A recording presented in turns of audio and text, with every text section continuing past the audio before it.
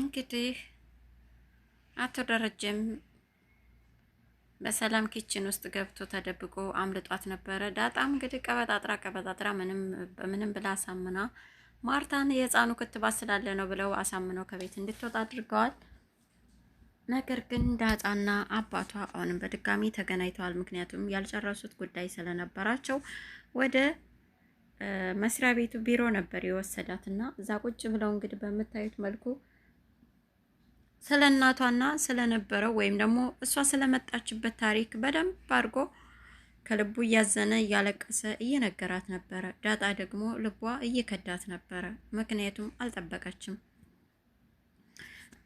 ዳጣ ውስጥ የተሳለች እናት ሌላ እየሆነ ያለው ግን እናቷ ደግሞ በጉያዋ ያለች፣ በቤቷ በደጇ በጣገቧ ያለች፣ የምትይዛት የምታውቃት የምትጨብጣት እስካሁን አቅፋት የከረመችው ሴት በመሆኗ ከአቅሟ በላይ ሆኖባታልና በዛ ላይ ድርጊቱ የተፈጠረው አባቷ ሰክሮ በመሆኑ እናም ደግሞ የተፈጠረውም እቤት ውስጥ እዚሁ ባልና ሚስቱ አልጋ ላይ በመሆኑ ትንሽ ለአእምሮዋ የከበዳት ይመስለኛልና ለዛም ሳይሆን አይቀርም ዳጣ እንግዲህ ራሷን የሳተችው። ራሷን ስታ እንግዲህ ሆስፒታል ይዞ ሂዷል። እሱም በጣም በመጨነቅ ነበር ሆስፒታል ይዟት የሄደው። ከዛም ማርታም ወደ ቤት ከተመለሰች በኋላ አብጌልም እማዬ በይ ንገሪኝ እስኪ ሰላም እንዴት ነች? ልጇስ እንዴት ነው? እንዴት ነበረ? እስኪ ንገሪኝ ያለውን አውሪኝ እያለች እንግዲህ እናቷን እያጣደፈቻት ነበር። ኧረ ተይኝ አቦ አንቺ የሞላልሽ እናቴ ደልቶሻል፣ አንቺ ምን አለብሽ ምናምን አለች ማርቴ። ምን ሆነሻል ማዬ ንገሪኝ አለቻት። ስሄድ ምን ገጠመኝ መሰለሽ አለች። እሺ ምን ገጠመሽ አለቻት። በሩን ስቆረቆር ዳጣን አላገኛትም መሰለሽ አለቻት። እናም እሷም ደነገጠች።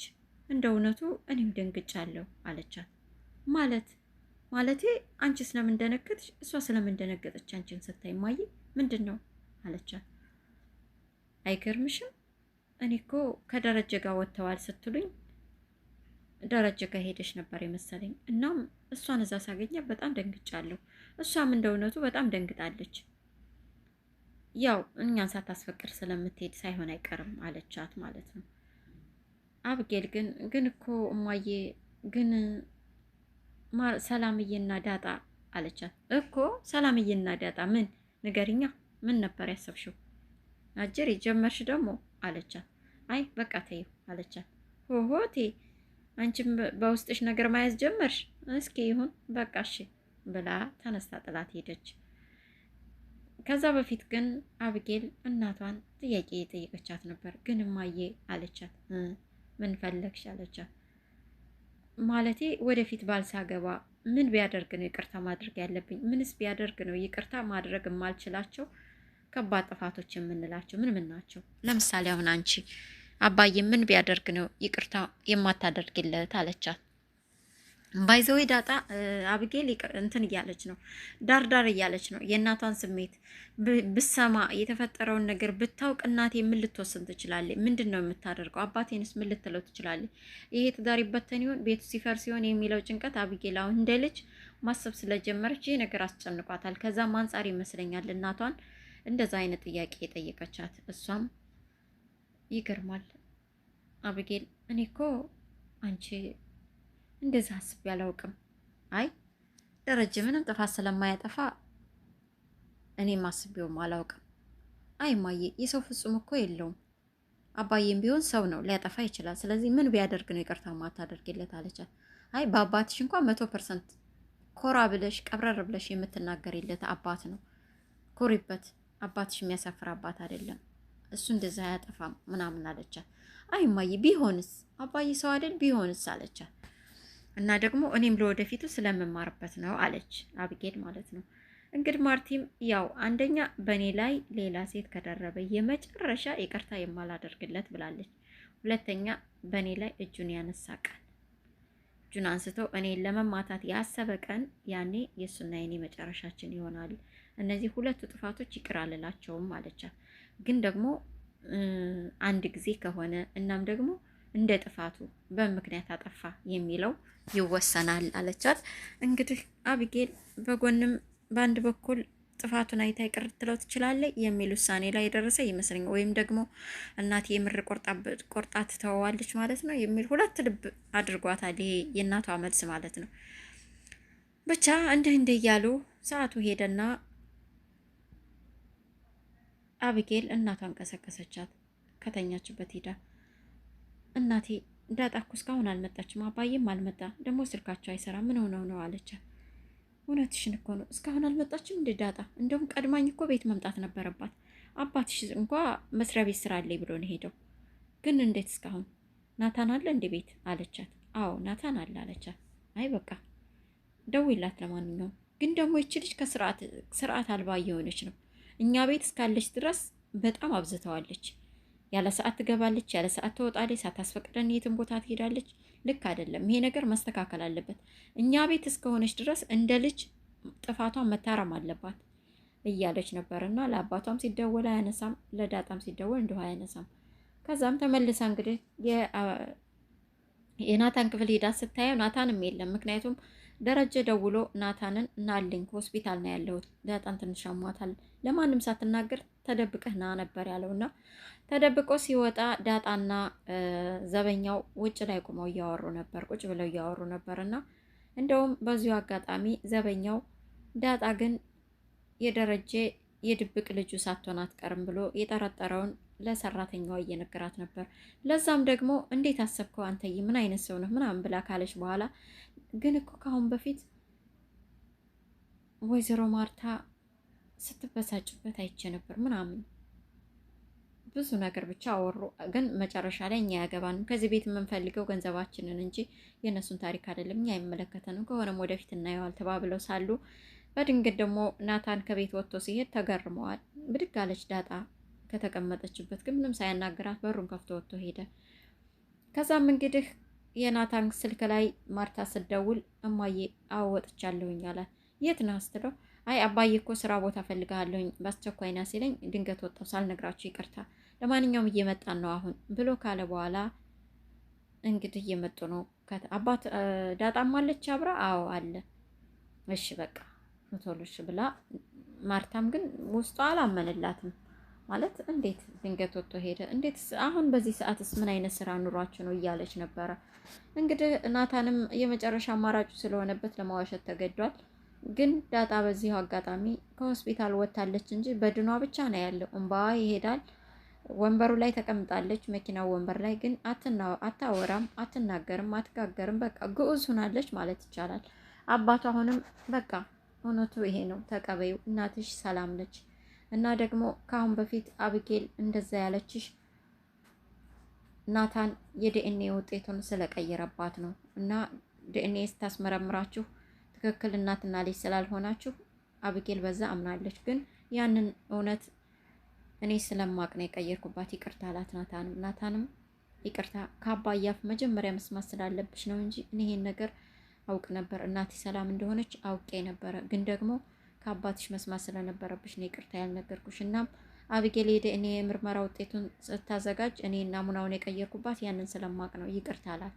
ዘወር ብላ ብቻ አይታ ምንም መልስ አልሰጠችውም። ግን እንባዋ በመንታ ነበር የሚሄደው። ከዛ አሁን አንቺ የኔ ልጅ መሆንሽን ለማርታም ሆነ ለቤተሰቡ እስከማሳወቅ ድረስ ትንሽ ብቻ ታገሽኝ። እናትሽ ግን ሰላም ነች። ዛሬ ደህና ደሪና እረፍ በይና ነገ እናትሽ ጋር ወስድሻለሁኝ። እሷም የምታውቀው ልጇ መሆንሽን በቅርብ ነው። ግን ደግሞ ለ21 ዓመት ስትጠብቅሽ ነበር። ከኔ ይበልጥ እሷ እየጠበቀችሽ ነበር። እንደምትመጭ ተጠብቅሽ ነበር። ሰላም ዳጣ እንዳትነግሪያት እኔ ራሴ ነኝ የምነግራት ብዬ እኔ ነኝ እንዳትነግርሽ ያደረኳት። ስለዚህ እሷንም ተረጃት አላት። እሷ ምንም መልስ አልሰጠችም። እንደዛው ግዑዝ እንደሆነች ወደ ቤት ይዘው አገቡ። ቤት ግን ማንም እንዳያውቅ ማንም እንዳይሰማ ስላላት ምንም ነገር አልተናገረችም እና ሄዳ ሶፋ ላይ ስትቀመጥ በጣም ደነገጠች። ማርታ ምን ሆናችኋል? ለምንድን ነው ያልነገራችሁ? ምን ተፈጥሮ ነው? ትንሽ አሟት ነበር ሆስፒታል ወስደናታል አሏት። ታዲያ እኔ ስላልወለድኳት ነው ያልነገራችሁ ምናምን ብላ ነበረ። እንግዲህ እንዲሁም ሆኖ ብቻ ወደ የምኝታ ክፍላቸው ገቡ። አብጌል ተከትላት ሄዳ እህቴ ምን ሆነሻል? ምንድነው የተፈጠረው? ለምን አትነግሪኝም? እናትሽን ነገረሽ? እናትሽ በህይወት የለ ሆና ነው? ምንድነው እንደዚህ ያደረገሽ? እናትሽ እንደሚነግርሽ ነግረሽ ነበር። ምን ተፈጥሮ ነው? እባክሽ እህቴ ንገሪኝ እያለች ስትል እጇ ላይ ግልኮስ የወሰደችበት የታሰረችው የመድኃኒቱ አየችውና ወይኔ እህቴ ሆስፒታል ነበርሽ? ግልኮስም ወስደሽ ነው? ምንድነው የተፈጠረው? ለምን አትነግሪኝም እህቴ ያለቻት። በጭራሽ ልትነግራት ምንም ልታዋራ ስላልቻለች በመጨረሻ ግን እንዲወጣልሽ ነው የምትፈልጊው? ከማንም ጋር መሆን አትፈልጊም? ብቻሽን መሆን ነው የምትፈልጊው አለቻት። እሷም በራሷ ብቻ አንድ ጊዜ ራሷን ነቅነቃ አዎ የሚል ምልክት አሳየቻት። ያኔ እንግዲህ አብጌል ሳማ አድርጋት ወጣ ክፍሏን ዘግታላት ወጣች። ጧት ላይ እንግዲህ በጧት ተነስታ ነበረ አብጌል በጧት ተነስታ ቀጥ ብላ እህቷ ክፍል ነበር ሄደችው። ስትገባ ግን አላገኘቻትም። ከዛም ቀጥ ብላ ወደ ውጭ ወጣችና ዘበኛውን ከኔ ቀድሞ ከዚህ ቤት የወጣው ማን ነው የወጣ ስትለው አይ ማንም የወጣ የለ ለመጀመሪያ ጊዜ አንቺ በሩን ከፈሽ አላት። ነገር ግን ዳጣ በየት በኩል እንደወጣች ባናውቅም ዳጣ ክፍል ውስጥ አልነበረችም። እናም ወደ ክፍል ስትመለስ አባቷ ከቤት ከፎቅ ሲወርድ አገኘችው። አብጌል ምን ሆነሽ በጧት የተነሳሽው አላት። አባዬ እኔ አንተ እኮ ስለማታይ ነው እንጂ ሁሌም በጧት ነው የምነሳው አለችው። እሺ ዳጣ ደህና ናት እንዴት ሆናለች አለ። አባዬ አላውቅም ሂድ እስኪ አንተ ያት ክፍሏ ሂድ ያት አለችው። አንቺ ሂደሽ ነበር ወይ አላት። አይ ሂድ አንተ ያት አለችው። እኮ አንቺ ሂደሽ ነበር አይተሻታል አለች ደህና ናት ይላታል። አሟታል እንዴ ይላታል። በቃ አባዬ አንተ ሂድ ክፍሏ አለችው። እሺ ብሎ እየተሯሯጠ ሄዶ ክፍሏን ክፍት ሲያደርግ ክፍሏ ውስጥ ማንም ሰው አልነበረም። እንግዲህ ዳጣ ማታ ነው የወጣችው ወይንስ ጧት ነው የወጣችው የት ነው ሄደችው የሚለውን በቀጣይ ክፍል ሄዳችሁ የሚመጣ ይሆናል። እናንተ ምን ገመታችሁ? የምር ሰላምዬ ጋር ሄዳ ይመስላችኋል? እኔ ግን ወደ ነበረችበት ወደ ጎዳና ህይወት የተመለሰች ነው የሚመስለኝ። ዳጣ ልክ አይደለችም። እናም እንግዲህ በቀጣይ ክፍል ቀሪው ምን ሊሆን እንደሚችል ይዤላችሁ መጣ ይሆናል። እስካሁን ግን ከኔ ጋር ስለነበራችሁ ስለተከታተላችሁኝ ምስጋና ከልቤ ነው። ሰላማችሁ ይብዛ። ውድ የወይኗ ሚዲያ ቤተሰቦች ላይክ፣ ሸር፣ ሰብስክራይብ ማድረጋችሁ አይረሳ። አበረታቱኝ። ቪዲዮውን ደግሞ ለሌሎች ይጠቅማል ብላችሁ ካሰባችሁ ሸር ማድረጋችሁን አይረሳ። ሰላማችሁ ይብዛ።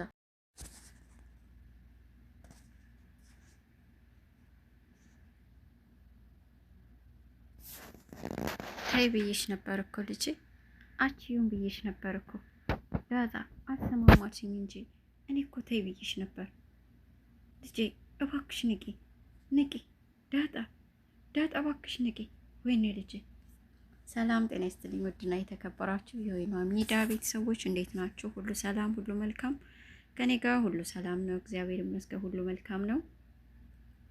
ዳጣ ድራማ ክፍል 124ን ይዤላችሁ መጥቻለሁ። በዛሬው ክፍል እንግዲህ ዳጣ የመጨረሻ እናቷን ያወቀችበት ቀን ነው እና ስታውቅ ምን ተሰማት፣ ምን ተፈጠረ የሚለውን ከኔ ጋር ከቆያችሁ የምታዩት የምትሰሙት ይሆናል። በዛሬው ክፍል እንግዲህ ባለፈው ክፍል ሊያሳውቃት ሄዶ እነ ሰላምዬ ሰፈር ነው ያለ ነው። ለምን እዚህ መጣን? አባቴ እኔ እኮ እናቴ ጋር ነው ውሰደኝ አልኩ። እናቴ ሰላምዬ ሰፈር ነች እስከ ዛሬ ሰላምዬ ሰፈር ነች። ሰላም ታውቀዋለች? እውነት ሰላም እንደምታውቅ እኮ ጠርጥሬ ነበር። በጣም ነው የታዘብኳት። ቆይም አገኛታለሁ ብቻ አሁን ውሰደኝ እናቴ ጋር እያለችው በጣም ከጉጉቷ የተነሳ ልቧን ድክም እስኪላት ድረስ ነበርና እንደምንም እንድትረጋጋ ካደረገ በኋላ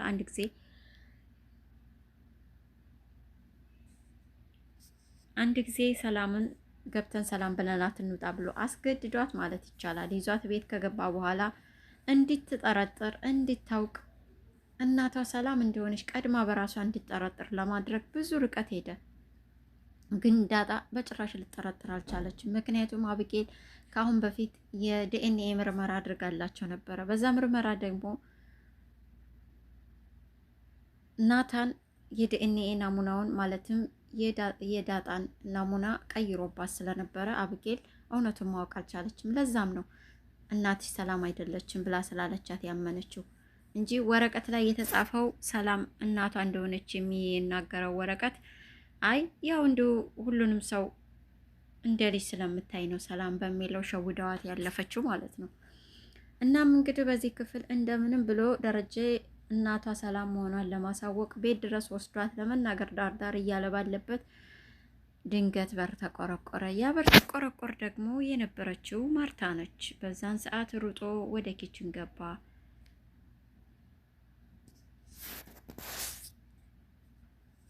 ዳጣ